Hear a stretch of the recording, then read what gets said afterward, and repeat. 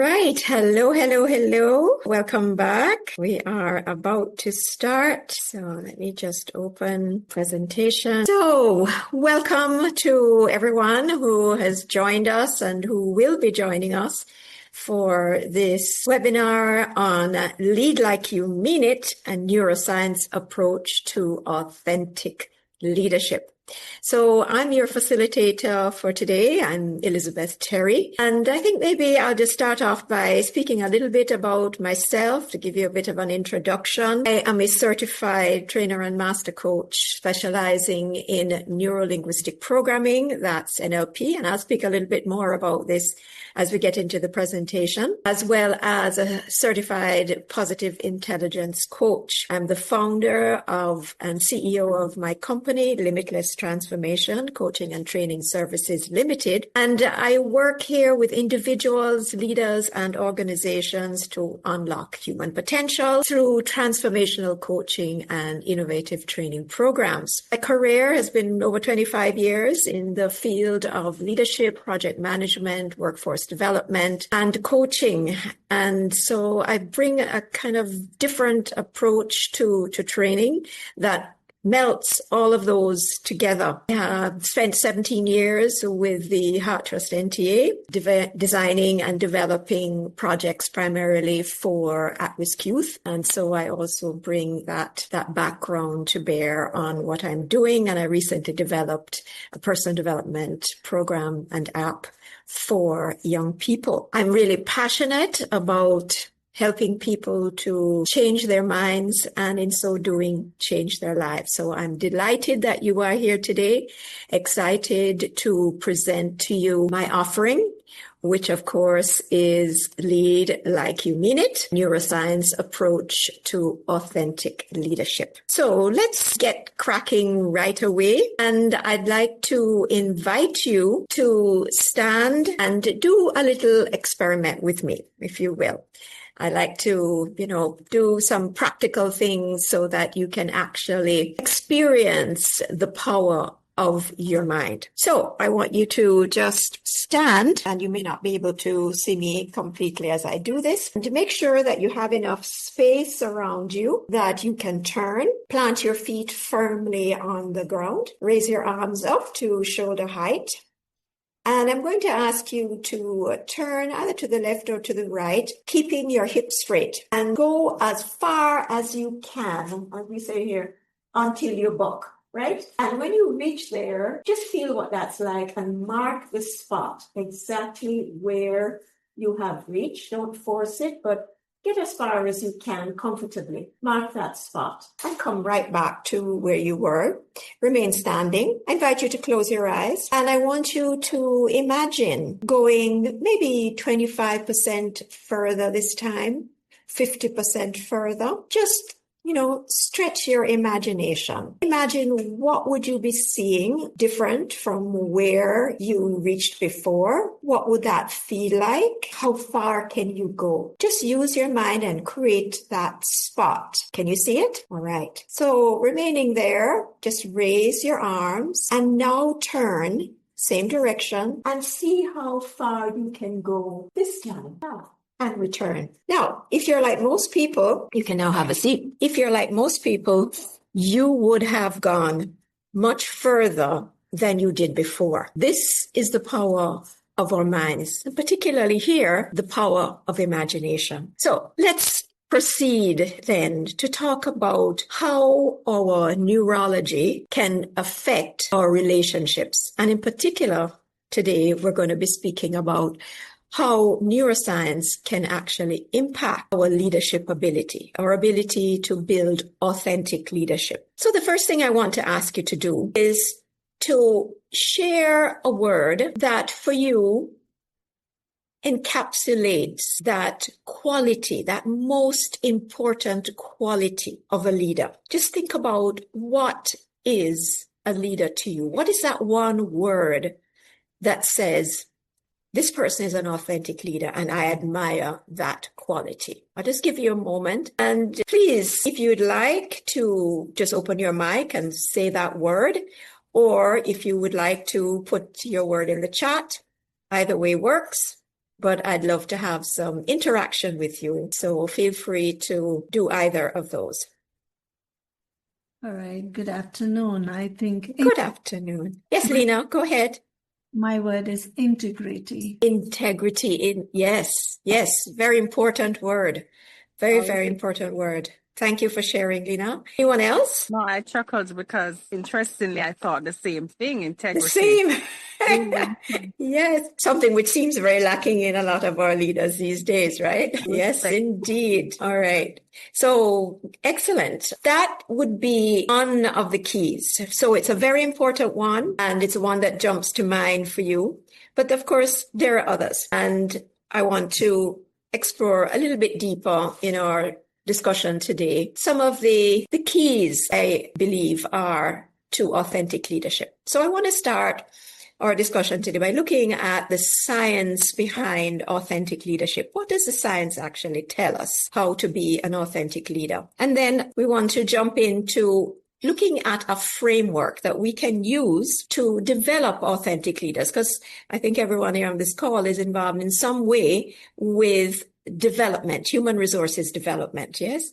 So how can we develop authentic leadership? And I'd like to end by exploring a couple of tools with you that you can use to begin that process of authentic leadership. I'll be calling on some research done by Paul Lack, and he is a researcher, psychologist, and a scientist, and he's written this wonderful book called The Trust Factor. And so some of what I'll be sharing here today with you is actually based on his research. So what really is authenticity? Let's begin with a conversation on that. So one way of looking at it is the alignment, and this is where, integrity, as you mentioned in the beginning, really comes out, right? So it's the alignment of actions that this person is taking with their behavior, with core values and beliefs. And really, it is important that that person doesn't do it some of the time, but they do it at least most of the time. There is a consistency. There's a predictability about that person's behavior. The second area is that there is some level of conformity. There's a level of conformity with the organizational values, perhaps with society's values, because yes, we want leaders that are going to maybe test the boundaries, because that's innovation. That is sometimes now it's called disruptive leadership. So sometimes we need to do that. But there is also this element of expectation that people will conform to a certain extent, at least. And then the third C is about connection. How do we connect with other people?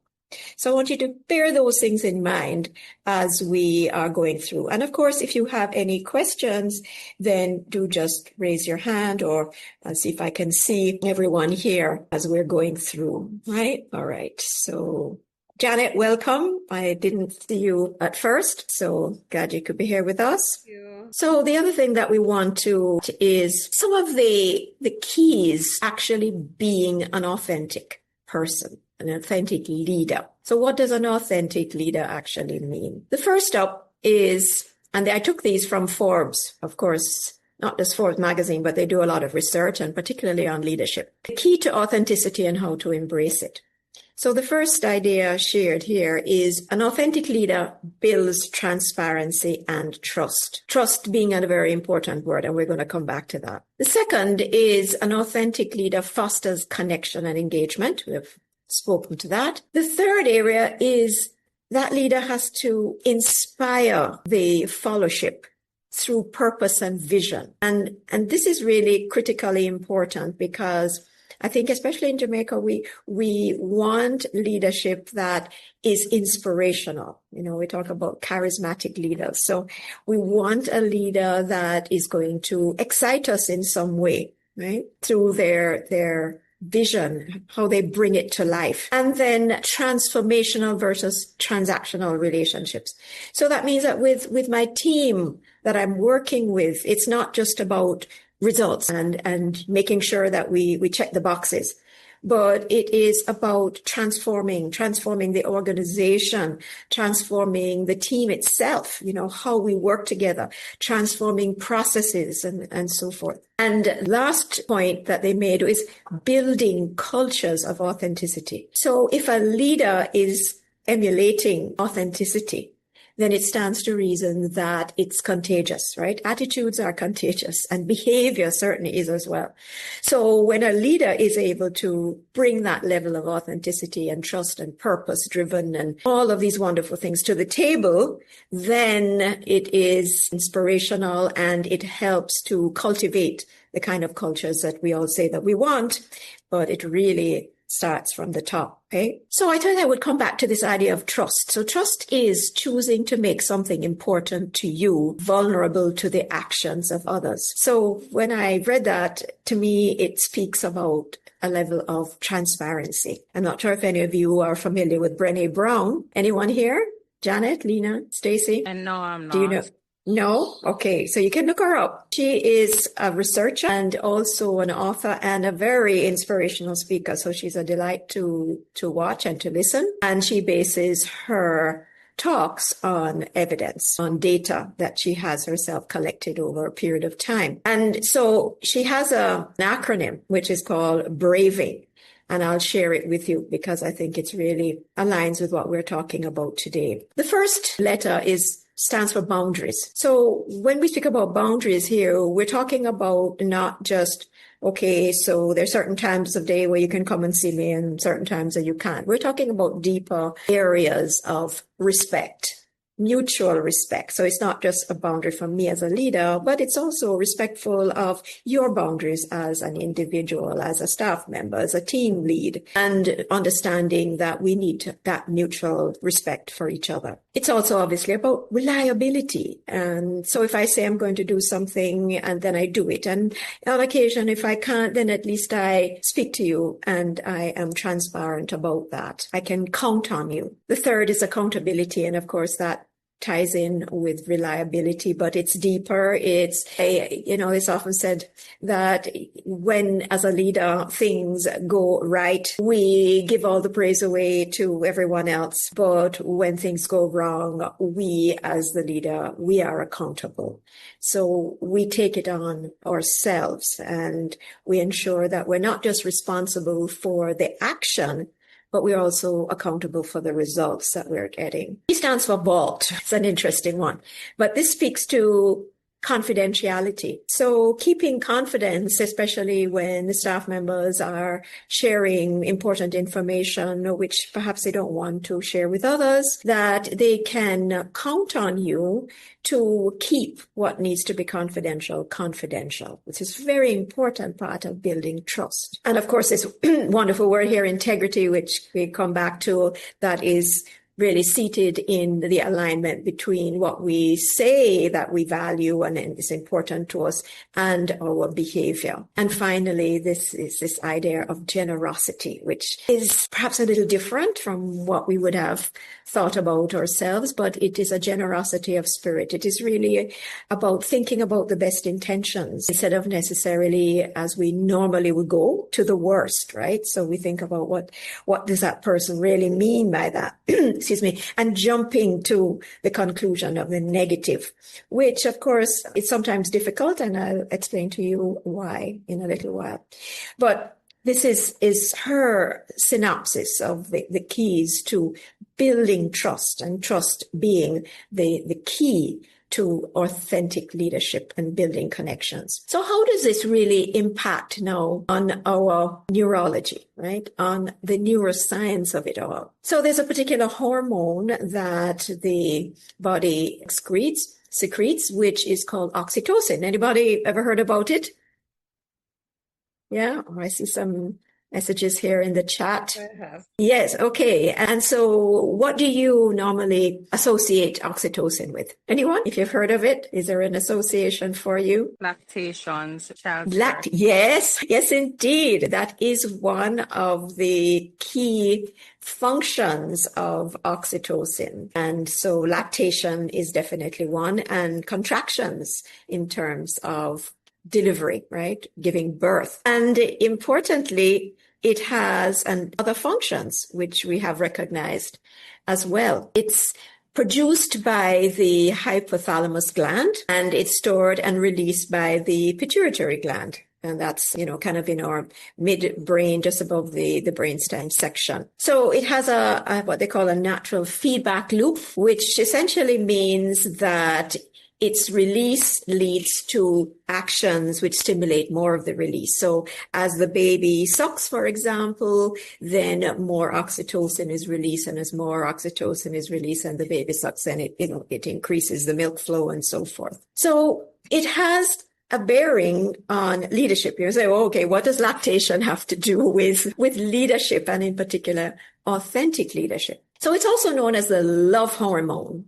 So it plays a vital role, as I mentioned, in bonding and in feeding. But importantly, it is involved in social and emotional behaviors, such as trust, generosity, empathy, and the ability to attach to other people, making that connection. It's also associated with the reduction of stress and the increase in happiness and well-being. So when we have a lot of oxytocin in our system, then we tend to feel good about ourselves and about life. And there are 8 management behaviors that are specifically associated with oxytocin, and how we can use that to enable greater connection, engagement, and trust with our team. And this is what I want to share with you now. So Paul Lack, I'd mentioned his name earlier in the book that he has written called The Trust Factor. He has an acronym which actually is formed with the word oxytocin that aligns with the behaviors that are so important in developing high trust in an organization. And, if I can just come back to something that is perhaps very, very prevalent in our organizations. Years and years ago, Carl Stone, those of you that have ever heard of Carl Stone, he was a social science researcher, and he did a lot of the polls later on in his life. But one of the things that he did was a piece of research on our workforce. And this was done probably, I don't know, maybe in the 60s or the early 70s. And it really showed the very low level of trust that we have here in Jamaica between leadership and the workers. And I dare say this probably stems a lot from our historical background or colonialism and how we have evolved as a people. But it's something that if we really want, and we'll talk about productivity, for example, in Jamaica, and that we need to improve our productivity. And yes, systems and processes, helping them to be more efficient and effective are very important.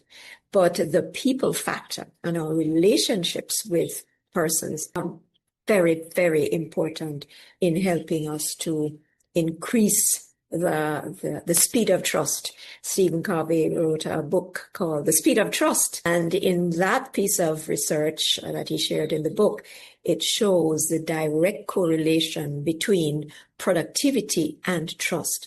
So it really is important for us as leaders to be able to understand how our behavior is affecting engagement and the trust with our workforce. So the first key management behavior that he speaks about is this business of, we call it ovation. So ovation, if you think about standing ovation, is about recognizing people when they do good. And the research shows that the closer we can do it and the more publicly we can do it, except of course, maybe if the person is an introvert and doesn't really like public recognition. But for the most part, people do appreciate recognition publicly.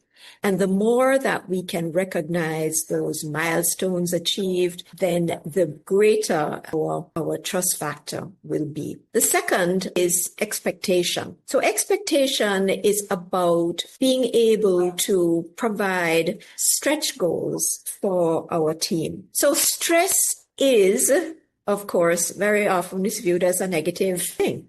But when done the right way, it can actually produce higher levels of productivity, providing it doesn't overwhelm the individual. So it's finding that right balance to enable that person to be able to be motivated, to feel maybe that they are being challenged, but not overwhelmed. It's finding that balance. The Y stands for yielding. And here it speaks to stop micromanaging, right? Enabling a certain level of autonomy with the persons that we lead, empowering them, giving them the tools to do the job, and then being able to step back and allow them with support to achieve the end results that we want. The T is sort of like yield on steroids, right?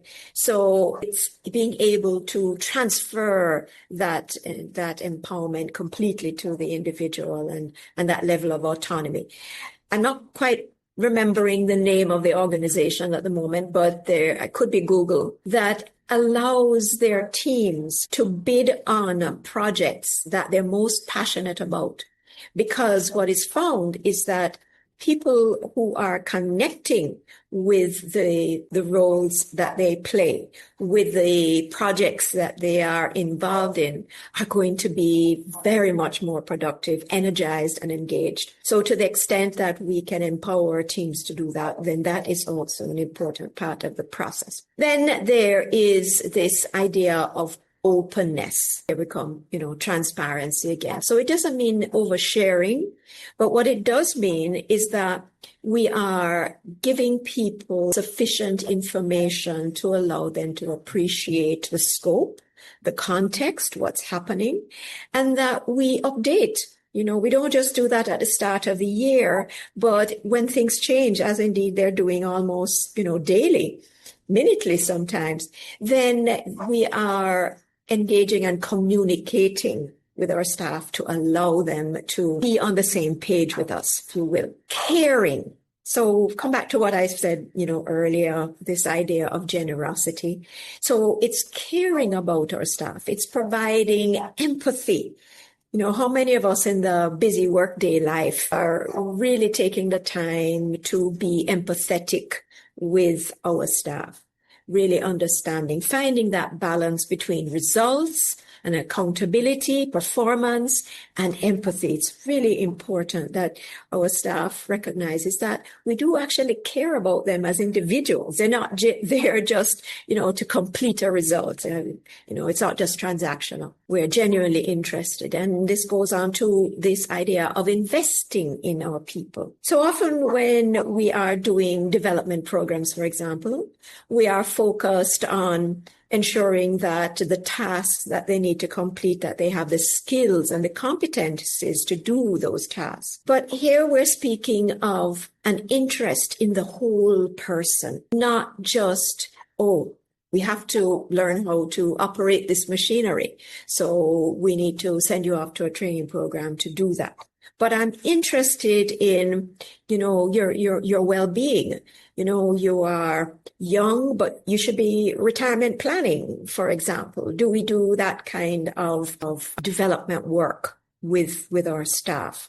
Finally, this idea of being natural. We're not about airs and graces. We're willing to be vulnerable. And the idea that vulnerability is really a strength. It's something that breeds trust, reliability, that you are someone that is willing to let their hair down sometimes. Yeah. It's not oversharing, but it's knowing when and how to expose some of your own vulnerabilities and to enable feedback, for example, from your staff. How many of us as leaders are willing to hear that feedback when it's open and honest? So it's building that culture of being vulnerable. Any questions here? Let me pause. I've been talking a lot, so let me stop and hear if you have any questions so far. We're all good? Yes, I believe so. Yes. Okay. All right. Excellent. All right. So no trust equals no results. So this is one of the key factors in developing authentic leadership. So if we start and look at this as a pyramid, then absence of trust is on that bottom pyramid, right? bottom of the pyramid. And when we have an absence of trust in an organization, we have a fear of conflict. So in an organization where there's a high degree of trust, we embrace conflict. We see it not as dividing, but we see it as an expression of diversity of opinion, and that opinion is fine to have that diversity. It's okay. I mean, in certain quarters, no, you mustn't have different opinions, right? But in a general sense, in our own organizations, we want to embrace diversity because it is through that we learn and we grow. If we hold everything inside, if we are feeling constrained to, raising our voice about something that we are perhaps not happy with, or we just want to question, then that breeds lack of commitment. I turn off. And so, I make sure go on here because she's going to do whatever she do anyway. So I'll just hold my corner. And therefore, the commitment that we want to really moving forward with purpose is not there. And there is an avoidance. At the end of the day, we blame somebody else. Boys, it's our fault because X, Y, and Z, or his fault. And, we are not accountable for when things go wrong. Or we're happy to take all the praise, but not necessarily the blame for when things don't go right. And of course, at the end of the day, there's no results. So how do we, create this pathway of authentic leadership? So I want to offer, a couple of things here for you. So an authentic, and I call it conscious leader, is someone who is very mindful about themselves. They know that you really have to be self-aware. They have to be willing to look at yourself, be self-reflective, accept your pros and your cons, your strengths and your weaknesses, and to own them fully, and to be aligned with your own actions and to develop that integrity. So it's about self-awareness, being able to self-regulate at the end of the day. It's about building a culture of psychological safety. So psychological safety is speaking back into some of those elements in the oxytocin paradigm, right? That you have to develop the openness and the vulnerability, the willingness to allow diversity and so forth, so that people feel safe. If you go back to, Maslow's hierarchy, then you know that this safety factor is fundamental to being able to self-actualize. So it's learning, it's growing, it's the growth mindset. Some of you may be familiar with that. It's being able to give open, honest feedback. And importantly, it is this culture of continuous improvement. And so if you are going to continuously improve, it means you must have feedback. You must take it on constructively, and it hopefully is given constructively as well. And of course, the idea of lived values, trust, accountability, and belonging and purpose. So these are the building blocks of authentic leadership. And at the end of the day, it's really going to help you to achieve higher levels of performance, improved relationships, and a sense of well-being. And we all know that nowadays the level of chaos in the world around us tends to breed high levels of stress, even outside of our work environment or organizations. We look at the news, we look at what's going on in the world generally, and even what may be going on in your community or in Jamaica, and it all impacts us. So our ability to manage ourselves so that we can navigate these difficult times with ease and flow and create a sense of inner well-being is really very important. So what methods and tools can we develop to become more conscious and authentic leaders?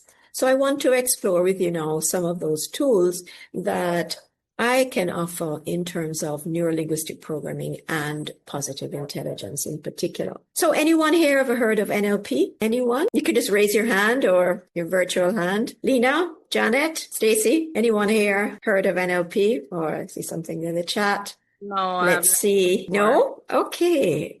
All right. So we have some newbies here, right? Okay. Wonderful. So let me explain. Neuro-linguistic programming, let me just give you the high-level version of it first, right? So NLP stands for neuro-linguistic programming. Now I'm going to break it down for you. But ultimately, it is about understanding how to use your mind, use the toolkit of your mind to enable you to get the results that you really want to achieve. Most of us are not familiar, don't know, never taught how to use our minds in a way that is really going to help us move in the direction that we want to. So neuro stands, first of all, so sorry, let me come back to this. Right, got it. So neuro stands for our neurology, right? Or nervous system, and ultimately the thinking patterns that we have, because every thought that we have connects with our neurons. So we have trillions of neurons that are in our brain, and they're also in our body, our cells. And how do those thinking patterns affect the experiences, how we experience the world? Because we experience our world through the five senses, visual, auditory, kinesthetic, olfactory, and gustatory. Those are the five senses. So we sort of like computers, we take in information through the input channels that we have, and we experience the world in that way. But what we don't tend to realize that, it is our beliefs and it is our conditioning that actually is projected back out onto the world. And more science is explaining that to us. So that's the neuro part. Newbies, yes, indeed. So the other aspect is which stands for linguistic. And linguistic is language. So it's the verbal and the non-verbal ways that we communicate. And importantly, it includes how we communicate with ourselves. So it's that, chattering mind that is within our consciousness that we sometimes hear, sometimes we don't. It's there communicating to us in what we call self-talk, right? So what is that saying to us? And finally, it's the programming. And every single one of us is programmed, like it or not, from birth. And some would say even before that, of particular strategies that we have become accustomed to using to get particular results. Think of a strategy we get up in the morning and there's a certain way that we get out of bed, don't we? We swing to the right or the left and put our feet down, and maybe the first thing we do, we go to the bathroom, we brush our teeth, we do whatever we have to do in there, and we come back. And there is an automaticity about it. So we do these things, and up to, 90% of what we do every day tends to be on automatic pilot. And this is our programming. And this is where, our belief system lies. This is how we view the world, the intrinsic meta programs that we have, or parts of our personality, how we view the world, which is in our unconscious minds. And it's the strategies that we are accustomed to using. The great thing that we have discovered, partly through the development of neuroplasticity, is that we recognize that we can actually rewire our brains for greater success. And we do this through, a number of tools and techniques. And I'll share one of those with you today, which is really around awareness. Awareness is the first step towards being able to change. We can't change what we're not aware of. So change always starts with awareness.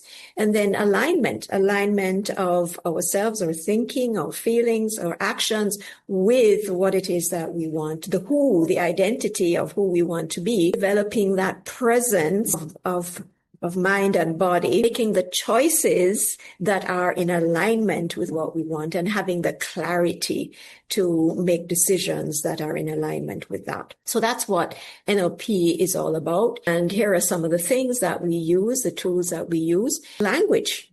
How do we use our language? The words that we use as leaders influence our team. How do we select our words so that we can inspire and motivate our team members? What do we say? How do we reframe situations? Because as much as we would like to control our external circumstances, we know that we can't, yes? Now, some things maybe, but most things that happen external to us, we are not in full control of. So what can we do in order to manage ourselves in a way that is going to be helpful to get us to where we want to go? So we do this through reframing, viewing challenges from different perspectives, turning obstacles into opportunities. It's using this concept and technique of anchoring positive states. We call it, for example, an up state, being able to, no matter where you are, put yourself in an up state when you have to make a presentation, for example, and you're not feeling like, I have it in me, I'm feeling a little under the weather, or I didn't sleep well last night, but I have an anchor that when I touch that anchor, immediately it reminds me of a specific positive emotional state that I'm accustomed to, that I've felt before. And that state actually comes, washing over me, provides the neurochemical reactions internally, and helps me to feel like I am, in fact, ready to perform, right? So anchoring is an important part of NLP as well. And then visioning, goal setting. NLP is often referred to as the GPS for goal setting. Right. So it helps leaders to create compelling, values-aligned visions. So how many of you here have a vision for yourself as a leader? Anyone? We have visions for our organization and we take them on board. But how many of us have developed a personal leadership vision that drives us, that makes us want to get up in the morning? This is very key. And out of that vision, then we can create compelling goals, right, that are value aligned, and that we align them with what we call well-formed outcomes, so that we can be absolutely sure that we can get those goals, right? That we can provide those management behaviors, for example. And then in regard to positive intelligence, here are, some keys that I wanted to share with you. So positive intelligence really helps us to create the neural rewiring that we want to enable us to practice, for example, some of those key leadership behaviors that are going to engender trust. We might say, well, is that authentic? Yes, if it's what you feel that you really want. If it's who you want to be, how you want to identify yourself, not just, an attitude or a glossy, image, but really deep down, when you really want to change, you can. And that's a very important thing that neuroscience has taught us through neuroplasticity. That is the ability for us to rewire those connections, right? To make new connections. Those neurons that fire together, they wire together.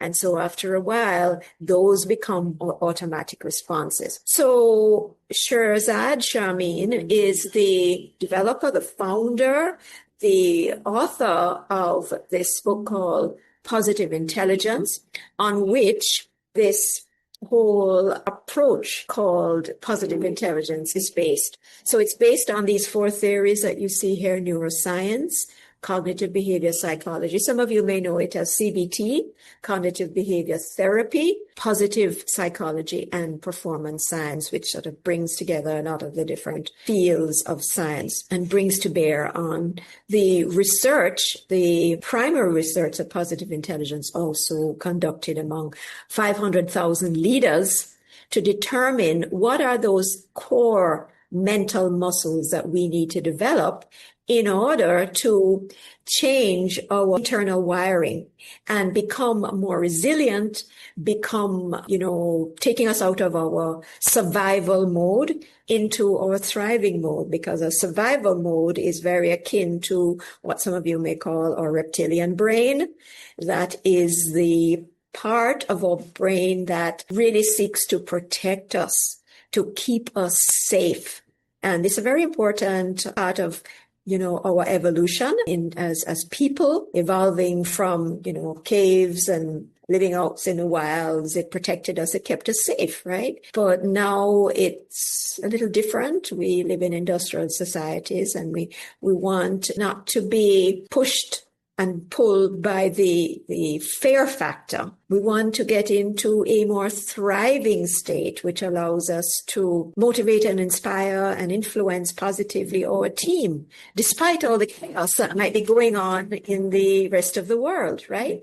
We want to be able to be that leader. So we do that through being able to be greater EI champions. And these are some of the emotional intelligences that allow us to do that. And we can we can develop within ourselves through positive intelligence. So one, self-awareness, that's recognizing what's running your life, who is in the driver's seat. The second is self-regulation. How do we shift from reactivity to this idea of calm and wise responses to situations? How do we press pause and enable us to react in the way that is going to give the best possible outcome? Being able to bring empathy to the situations, even those that challenge us, to build deeper understanding and connection with others, and to be resilient even in the face of really challenging times, crises, emergencies, being able to bounce back with grace and to learn from the experiences and to bring those to bear on the next experience that we might have. So I've developed myself, shall I say here, it's an understanding of what is a conscious leader. So for me, it's being able to lead from your inner sage. It's a never-ending journey of self-discovery, being able to self-reflect, and in that mode of self-realization. It is the union of the best of the intellect, the rational mind, and the wisdom of the heart to create positive outcomes, not just for ourselves, but for our team members, those we lead, and indeed for our organizations. So it's not saying that the rational mind, the logic mind is to now be overridden. No, but it is developing and bringing to the fore with a certain level of balance the heart. And I think that is what empathy is really all about, right? And emotional intelligence is being able to provide that balance. So let me pause. I've been talking a lot. So tell me, what do you think about what I have shared? Is it resonating? Is it making sense? Do you have questions? Talk to me. Nina, Janet, Stacy.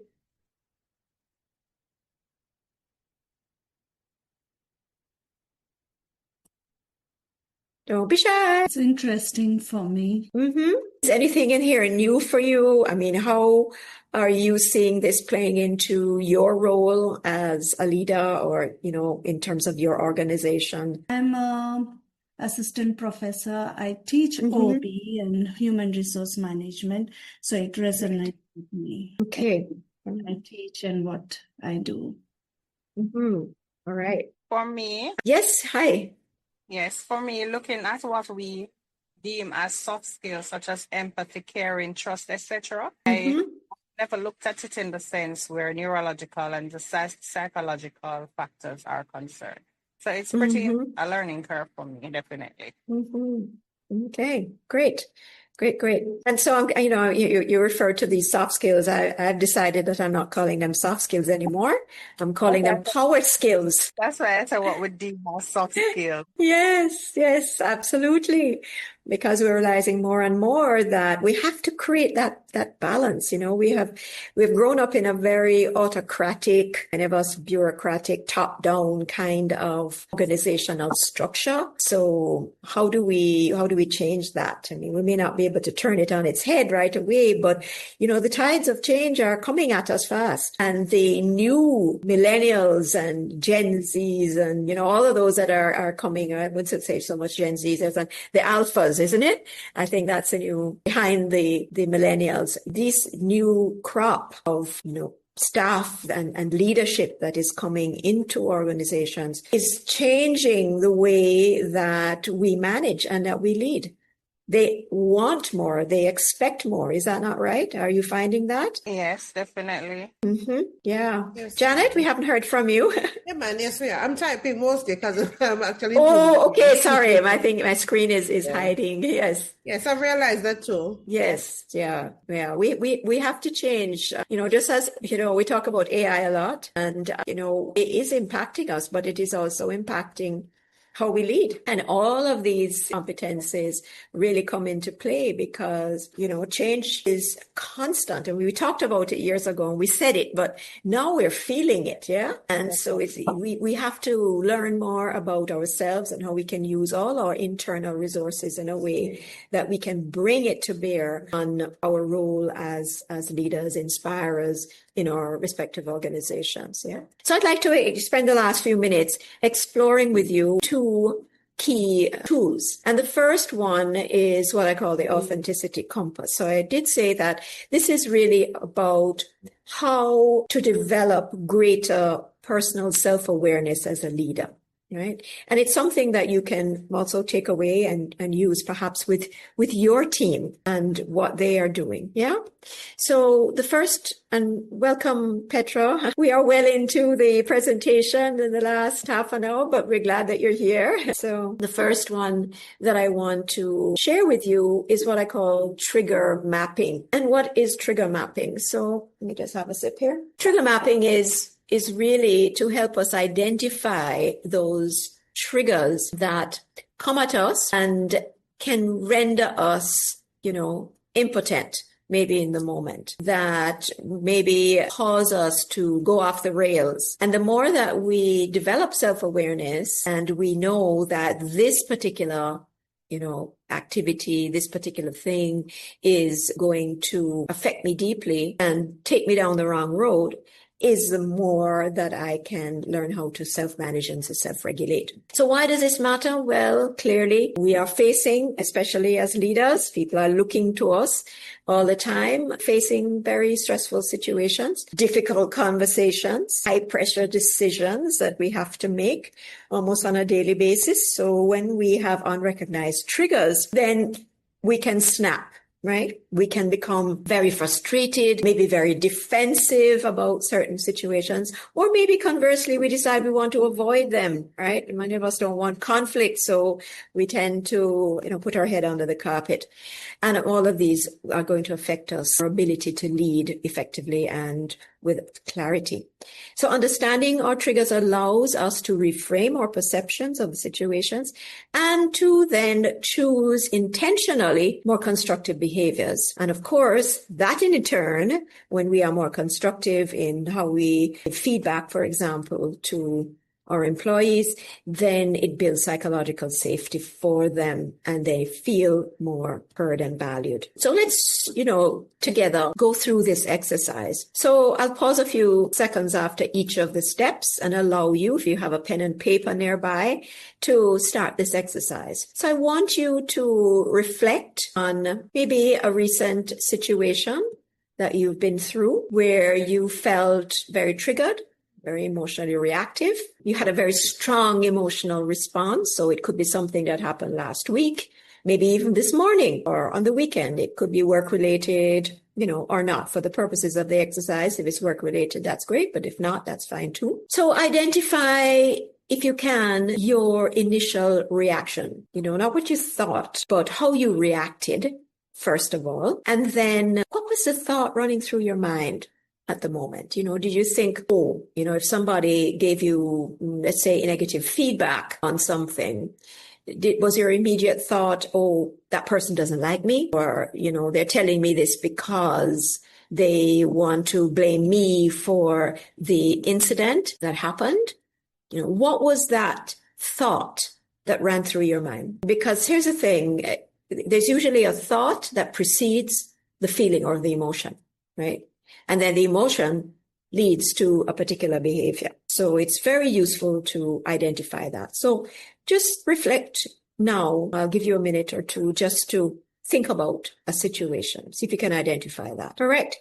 So I hope you all have something in mind. Yes, I hope you do. So the second step is see if you can recognize any patterns. So if you think about this situation, Is it something that has happened in the past? Because it's the patterns in our life that really we want to become aware of, because that pattern tells us something, right? When it happens more than once, it's telling us something about ourselves. Maybe it's an area that we need to grow into. Maybe it's something from the past that we need to let go of. What's that root cause? So is this a recurring situation for you, or is the person themselves something that continuously triggers you? So here's the next question. What does this situation challenge in you? So is it your ego? Do you have a need to control this person, their behavior, maybe? Is it a fear of failure, of looking bad? Does it challenge in you? What is it that it's bringing up? So it's causing you to feel a particular way, but what's behind that? So it's like a root cause analysis, if you will, right? What's really driving it? And finally, does it have any relationship to maybe a past experience that you may have had? Maybe even as far back as, a teenager or a child. Because a lot of our programming and our imprints start way back. Yeah. So is there, if it was a feeling of being undervalued, is it something that you experienced as a child when you felt rejected by a parent, maybe a teacher that embarrassed you in front of the class? Was there something? Because there is a relationship often. Or is it a belief that you have, maybe about yourself or about the other individuals? I hope you're doing it along with me.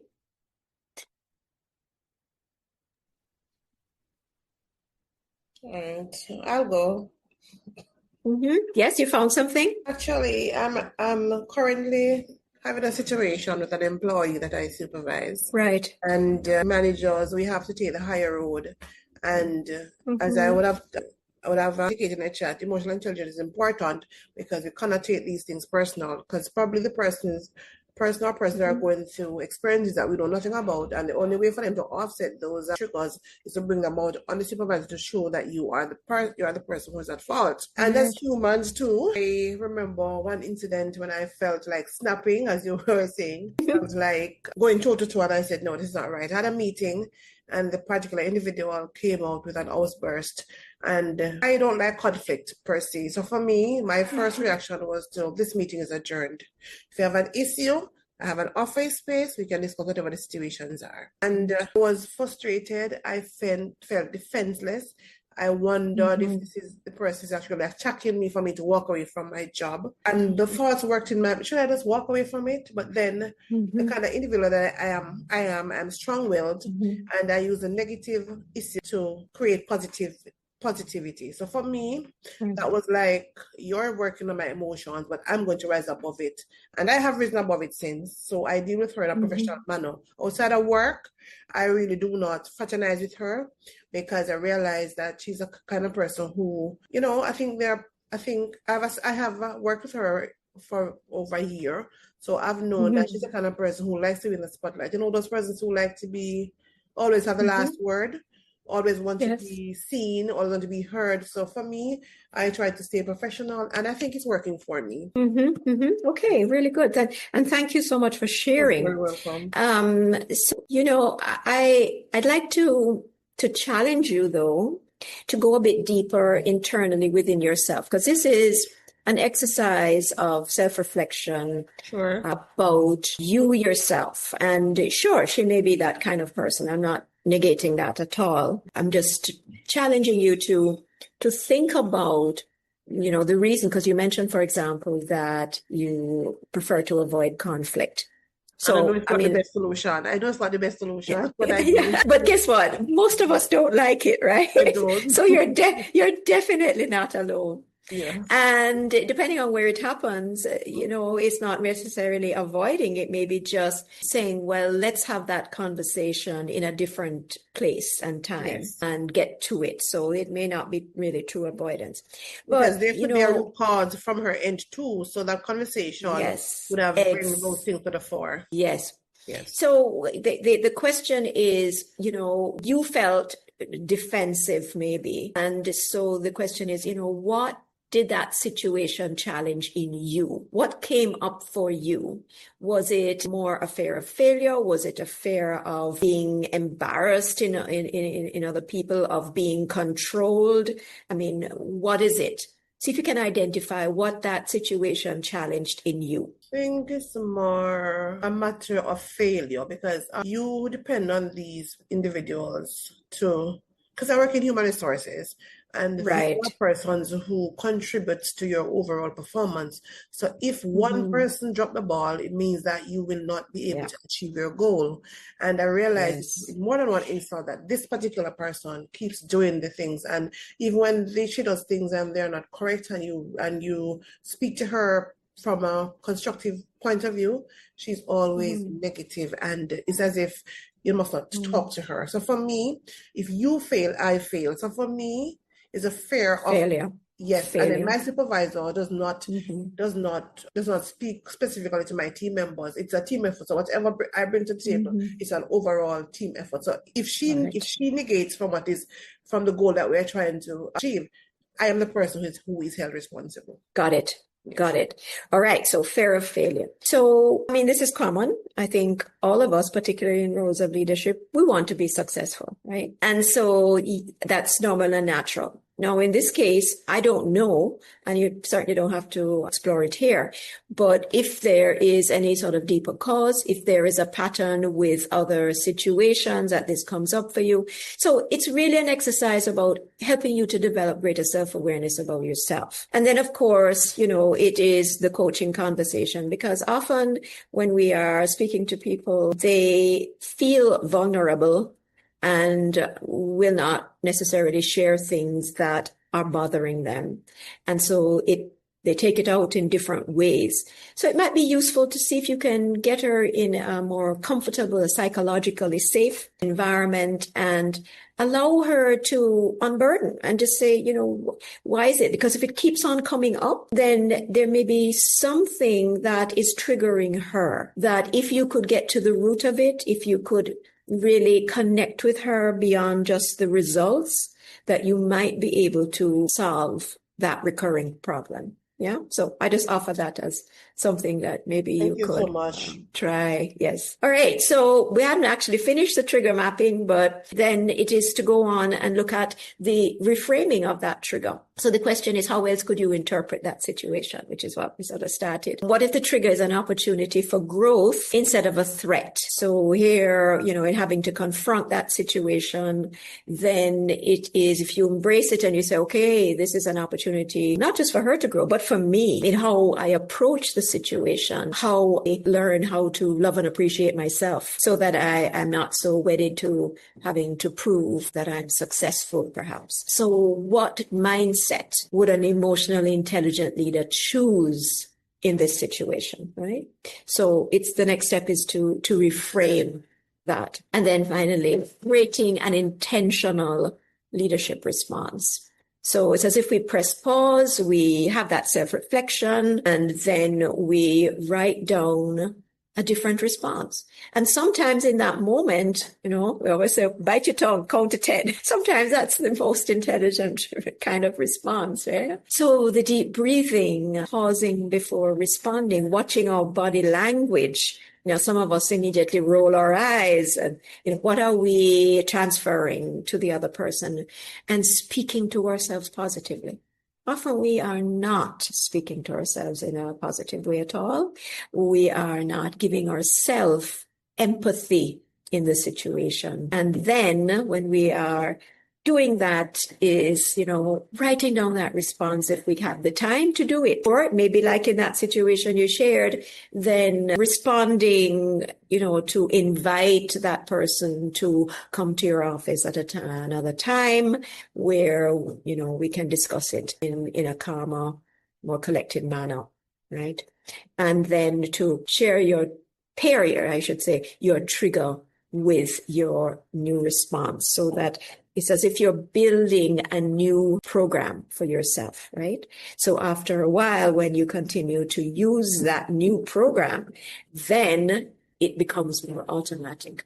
So instead of being triggered, then you are able to actually respond differently to situations, right? I hope you found that interesting and useful. The second self-awareness tool is, I spoke a lot about, integrity. And this one is really about a tool that can really translate, if you will, the values that you say you have into observable speech and behaviors, right? So why does it matter for leaders? Well, obviously, we spoke a lot about integrity, and it's how we are communicating those values that are important to us, to other people. What is the communication? What is the behavior? How do we form our decisions based on our values? And how can we create greater trust, consistency, and long-term influence in a positive fashion? So there's sort of north, south, east, and west, right, in terms of this compass. So the first is, our true north. So the first question to ask is, what are my core values? How many of us know what our core values are? In organizations, we usually have these wonderful values that hang on the wall. It's like the vision and the mission. But as a leader, how many of us really have brought to our conscious attention what our values are? What are those core principles that you stand for? Because these define your leadership approach. So a very quick way to enable us to bring those to our attention is to ask ourselves the questions: what is really important to me about, life or working, my career? What's important to me as a leader? And then you brainstorm with yourself or with a colleague that keeps on asking you those questions, and you get a list. So at first, they may not come quickly. And then when you really start to think about it, maybe you come up with, 3, 4, 5, maybe 10. And then you rank them in order of importance, because the first 3 to 5 are the ones that will tend to drive your behavior. And they do that at an unconscious level. So by bringing them to your conscious attention, you can begin to really be aware of them, first of all, and then to ensure that your actions and your decision making using and based on those values that you have, right? So if I say, for example, that respect is one of my values, then how do I demonstrate that? How do I demonstrate that to myself? How do I demonstrate that to my team? How I lead? Respect is also about boundaries. So it challenges us to really translate those internal values to something that we actually live. The next one is, if I am speaking about, let's say that one about self-respect, then how does this translate into emotional regulation and self-management? How do I maintain respect for myself and respect for others, even in the most challenging situations, right? How do I use my emotional intelligence to help me to self-manage in a way that demonstrates those values, and in this case, the value of self-respect, even under pressure? So a lot of this is something that we might be doing, but it's unconscious. So I'm saying, bring this out consciously. Do this as an exercise that you actually document. You have this as, this is my vision for myself as a leader. This is my mission. These are my values. And this is how I choose to express myself in the world. This is what I bring to the table as a leader. Right? And then finally, it is, how do I communicate? How do I influence and ensure that my words and actions are aligned, right? So in my communication, whether that's verbal, whether that's in my body language, am I rolling my eyes? Am I kissing my teeth when I'm upset? And, how is it that I am presenting myself in my communication? In the moment, maybe even afterwards in a follow-up discussion or in documenting it. How do I ensure that my words and my actions reflect these values that I have? So let me open it up for questions, because we're pretty much done here. So let me hear from you. What do you think about this authenticity compass? And, have you taken the time as a leader to really document what your values are and how you choose to demonstrate them? Hi, good afternoon. Good afternoon, Petra. I'm Nice to sorry I hear was so you. late. Oh, Sorry I missed it. But I have done that in the past, maybe like 10 years ago, but I haven't done it recently. Probably need to do it again. yes, because we do change, 10 years ago, we were perhaps, different. And Very certainly, different. and the circumstances around us have changed. And hopefully, if we have a growth mindset, we Intensely. have. Yeah, yeah. So we need to do this as a sort of ongoing practice, just as the organization does it, right? Every couple of years, we want to go back and revisit and say, is this applicable? Is it still relevant? How do I feel about this? Have I changed? Yeah, so I really encourage you to see how you can re-examine yourself through self-reflection and asking yourself these questions. All right, thank you. Janet, Lena? Yes, for me, I think I like the way you presented the trigger mapping and interesting, and it's very practical to put to practice, and I think I'm going to start doing that. Good, good. So that's your takeaway then Right. from today. Excellent, excellent. Yeah. Stacey? I think for me is that leadership is not just a title that you hold.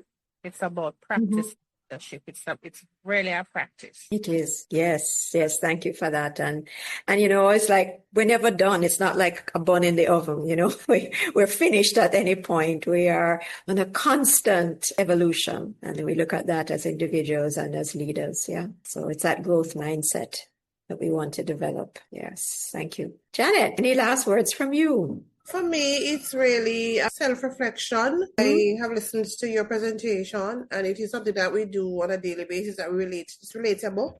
So for me, it's just self-reflection and to see where I can better develop and grow myself as a better leader. All right. Very good. Very good. Thank you. And so what action are you going to take? Because, that's where the rubber hits the road. So I heard from Lena, she's gonna, as of tomorrow. So the thing is that when you do something like this, if you don't do it right away, guess what? Other priorities come along and so soon you forget. So I really encourage you that if there is something that you want to change in terms of a takeaway from today, something you want to put in place, then do it right away. Don't wait until tomorrow. Start to write that and come back to it and start to make that change as of now. So I want to thank you very much for being here with me today. I'd had a presentation earlier that I was sharing because I have some upcoming training. But of course, you can always get in touch with me if you're interested in training for your staff, for yourself. I do a variety of interventions, both for individual leaders, for teams. I offer the Positive Intelligence program, which really helps to improve people's performance, their relationships, and their sense of well-being. We call it mental fitness, developing those 3 core muscles that build resilience, the ability to be more emotionally intelligent. And in today's world, we absolutely need that. So there are a variety of ways. If you're interested, you can work with me. If you have programs at your respective institutions, I know some of you are from community colleges, happy to do lectures or various ways that I can support you in developing your leadership or your students for that matter. So thank you very much for the opportunity to share with you today. Thank you for coming on, and we'll send the recording to everyone here who has registered. And so have a wonderful rest of the day. Going through the presentation when you send it, Miss Terry, because Yes. I just totally had so much going on this morning, I forgot. And then I remember when I sat at my desk, the thing popped up. I'm like, oh, I should have been in that meeting. I do understand. Sometimes our days get crazy, yeah? So I will be sure to send it out. But certainly you get it by tomorrow morning. Okay, thank you. Thank you all very much. Have a wonderful, wonderful rest of the day. And thank you for being here. Thank you. And thank you. Right. Okay then.